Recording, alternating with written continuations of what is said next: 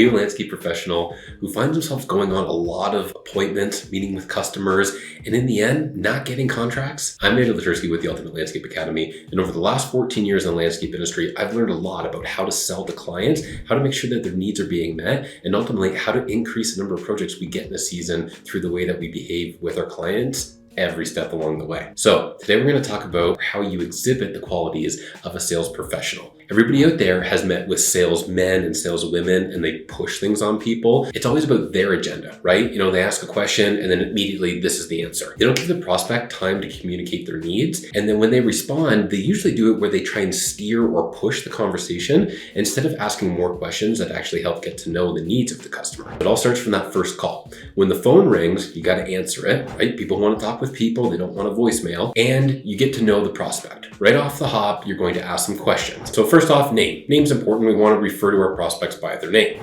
Hey, it's Andrew from AB Landscaping. How may I help you? Hi, it's so-and-so calling. Perfect. Write that down, right? Say it's John. John calling. Perfect. I got John here. Okay, it's about a walkway. So thanks for the call, John. Appreciate it. Before I talk to you about our process, and this is always important to give them the information about your process over the phone, let's talk a little bit more about this walkway. I'd really like to get to know what this means for you, why it's important, what kind of things are going to go into this walkway that you need to have, you want to have. The questions will go on, and they're all along the lines of finding out more about why this walkway is important. The prospect says, listen, yeah, I'm thinking about getting the walkway done from here to here. It's just a project that's been in the back of my mind for a little while. I'm thinking about doing it. Oh, that's great. That sounds like a great project. Let me ask you another question. How soon are you interested in getting this done? That's your follow-up question. This is another qualifying one to find out about their time frame. If he says, well, actually, I'm not in any rush. I'm just looking to get prices today. You know he's in the early stages. And the early stages, while they're important to communicate with them, you don't want to necessarily be dropping everything you're doing and going straight to that place to take a look. It definitely requires additional questions. Okay, from there, you're going to find out a little bit more. What's the budget, right? Then that's another question nobody wants to talk about over the phone, but it's a great qualifier. Like if you know you don't do jobs under say 5,000 or 10,000 or 50,000, doesn't matter what your number is, ask them their budget. If they are so far apart, then it's just like, you know what, listen, I appreciate that. These are the kind of projects that our company focuses on. But this is one thing that I think is really important for a lot of people out there to set up in the back end. And I'm going to come back to the call in just a second, but it's a referral network. So it's a referral network of contractors. So I believe in working together to fill somebody's needs. Right? So if they say to you, they want a walkway and it's just not a project that you're going to take on, why would you just leave them on the loose? Like just leave them hanging, right? They're out to dry. Who knows if they're going to end up with a shitty contractor and get a bad job. And to me, that's kind of on you. You can take the time and build that referral network of trusted contractors, people that you refer work to back and forth, whether or not you guys decide on a fee structure where it's like a couple % here or there for it, or a flat fee for one contract, or whether or not you just do it to actually give each other good work back and forth, but recommend them to somebody else. Don't leave them hanging. Don't leave them stuck with no answer on the phone. In my opinion, you kind of failed at your job, which is helping people. That's why you're in the business of the landscaping and on top of making money, but that's why you set them up as a referral partner with a fee attached. Okay. So make sure you have a direction to send them if they're not for you, but let's say they are. Let's say they've answered all your questions properly on the phone. You know more about why they want this done. You know about their time frame. You know about their budget. This is great. Now it's time to get those bit of information like their address, the follow-up phone number, their email. You want to know what way they want to be communicated with, right? Because you should have a communication process in place for after you book your call. That can look different for different companies. Some people will do an email reminder a few hours before, somebody be a text, a phone call, whatever it is. Personally, we did it a few different ways. As the company scaled, we took it from kind of less professional, which was like a text. And then as time went on, we made it more professional with a CRM system that actually gave them updates. Maybe it's 24 hours before it reminded them by email. And then it gave them a reminder like an hour before by text, or even somebody in the office would give them a call as well, but it was all automated. But when you do it that way, you set up that they know you're coming. It also decreases your chances of no-shows because they've had a reminder, like, we all get busy, but hey, oh yeah, I got the message from ABC company, they're coming tomorrow. And then even the reminder before, and you're like, oh, I got to get home, I got to go do this, so I have time to meet with them. That's going to, again, like I said, increase your chances of people showing up for the appointments. At that point in time, you've professionally communicated with them over the phone about their needs, their wants, and you understand a fair bit about them. They're going to start to like you for this.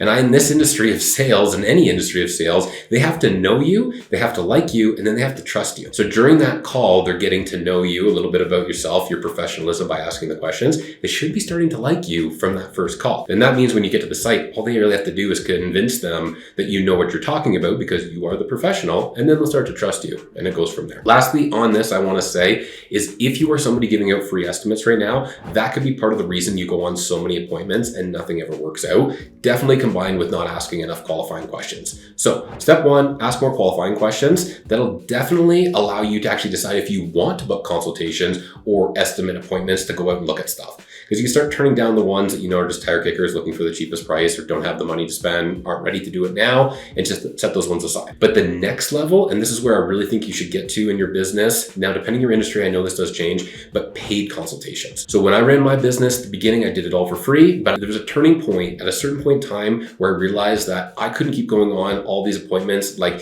50% or more of them, even asking qualifying questions, were turning out to be a waste of time. So I'm like, okay, what's the next step? What can I do? And paid consultations is the way it went. So it started, I think, about $50. By the time I was done, I ramped it up to about $150. So it's not like a crazy amount of money. We're not asking for hundreds or thousands of dollars to go out there and look at this stuff. But if you're going to dedicate an hour to them and you get your drive time on either side, like depending on where you are, your service area, that could be 2-3 hours dedicated to this one individual. So I mean, $50 an hour is not crazy, especially not when you're running your vehicle to and from and you've got all that other cost that goes with it. But this really drastically decrease the number of individuals who are really looking for a serious contractor. Because when you work with clients that will answer all your qualifying questions and they see value in paying for you to come out, you've kind of hit on the fact that they already now know you, like you, and trust you enough to give you money just to come see them. You're already so much further down the road to being able to land this client and actually provide a service to them, an installation, whatever it is they need, than you are just getting that name, phone number, and address on the phone. So the second part about becoming a sales professional is actually interacting with the customer when you go to meet them. So in my opinion, this is done only in one way. There's no other way that you can possibly do this, and it's to show up like a professional. I like to say act as if.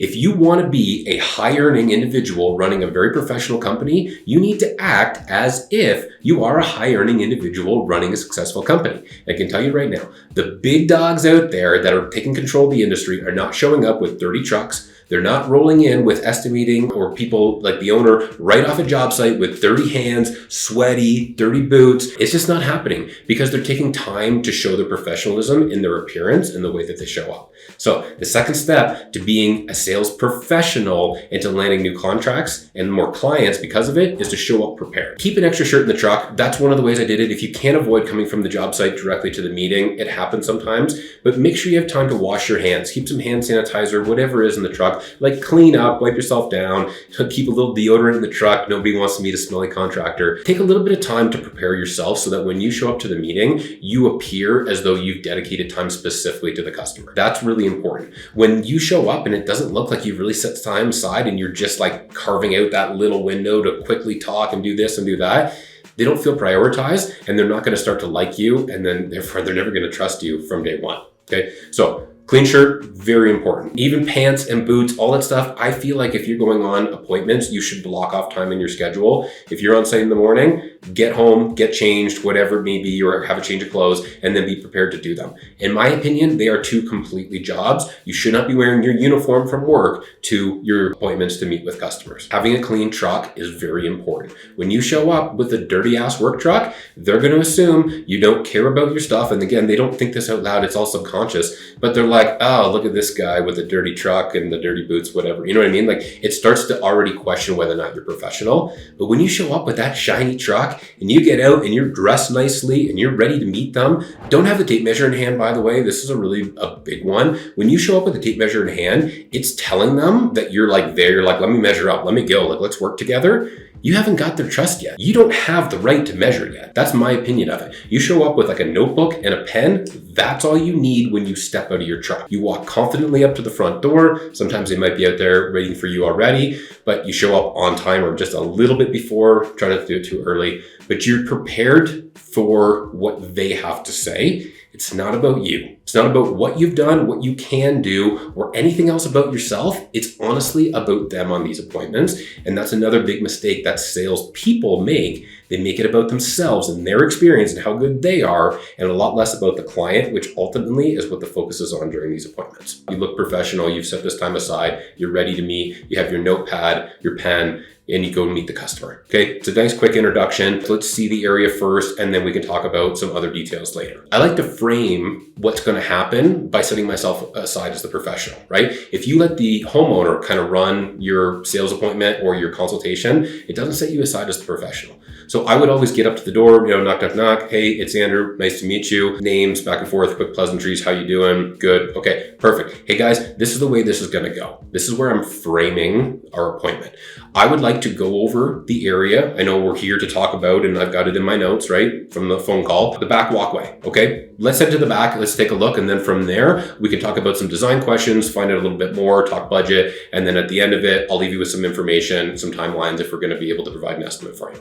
Okay. They're going to say, cool, that sounds good. And then you go to the area. Here's the walkway area. Let's say they want to replace it, right? Okay, cool, we're replacing it. What's important for you guys here? Well, this one's too narrow right now. Okay, how much too narrow, right? A salesperson will ask a surface level question. What do you want to do? The answer will be widen the walkway. And they'll just say, okay, widen walkway.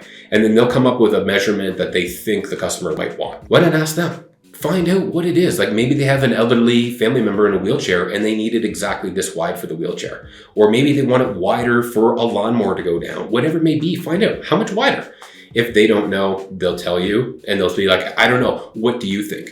That's your opportunity as the professional to be able to say, well, you know what, a standard walkway that we would consider is like 3 feet. I would say 4 is nice. 5, 6 becomes grand. You know what I mean? Talk to them about the different levels and then you can decide on something that goes from there. But ultimately, I would tell them not to get hung up in that kind of detail right now. Let's talk more about the overall project because you're going to come up with some sort of design for them, or you should, that's going to make sense for them for their budget, A, and B, aesthetically that looks pleasing. And from there, you're going to find out a few other questions about the project, right? Again, you're going to find out everything that they want to do in the area. You're going to make all your notes.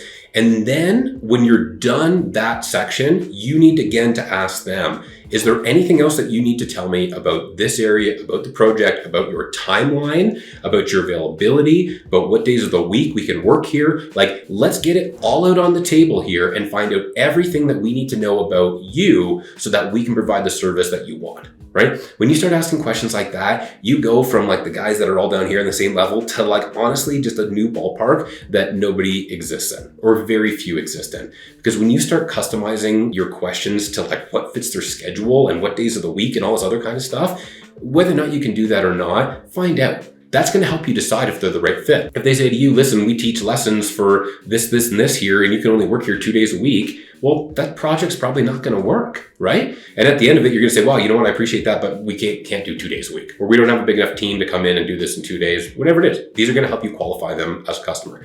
Because even at this point, you still don't know if you're going to provide an estimate to them until you've had all your conversations. From there, I mentioned earlier that I like to have the let's go look at it and then let's talk additional details. This is kind of where we're into now, is the additional details. Finding out more about their timeline, when they want it done. Is there any important dates this summer that they don't want, or this season that they don't want you in there? Like, they're having a birthday party for grandma. We don't want the work done then, or we want it done by graduation for our kids to have a party, whatever it may be. Find out about these details. And this is a chance for you to then put it to them, say, what questions do you have for me about our company, about what we can do? I'm going to turn this over to you so that you get to know me a little bit better. This is the time, again, you're building on them getting to know you, like you, and trust you. You're going to answer these questions for them. And I recommend you keep them brief. Nobody wants to listen to you go on for 10, 15, 20 minutes about yourself. A couple sentences is enough to give them details and a lot of this stuff. And at the end of the day, if they want more information later on, that can be done in follow-up. You can always send them an email afterwards and say, hey, it was great to meet. And do you have any other questions, right? Again, you got to keep an eye on your time because you should be dedicating, say, 1 hour to these customers. You are in control of your time and making sure you get through everything in that period and get on to your next sales appointment, right? Don't show up late to a sales appointment and say, oh, sorry, the last one ran long. That's on you. You're the professional. You need to guide the interaction and how long it takes. I do understand that some circumstances will come up where it can't avoid it, but for the most part, you're the professional. You should guide it. We've met them professionally. We've talked about the project with them, the area. We've gone over other details about when we do it, how we do it, things like that. We've talked budget. Now, all this stuff, if it makes sense at this point in time that you're actually going to provide them an estimate, this is when you say to them, perfect.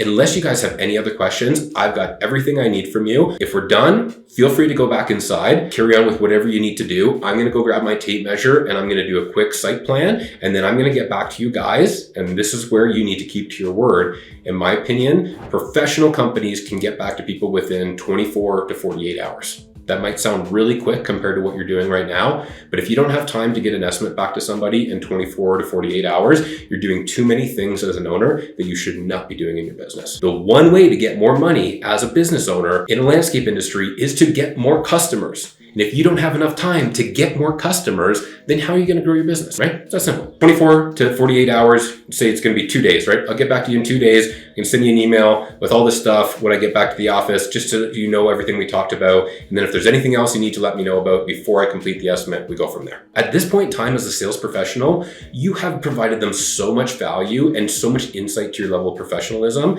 that I would be surprised that they don't work with you, because you gave them great insights on the first call. You gave them communication that you were coming. You met with them professionally. You went over their needs, not yours.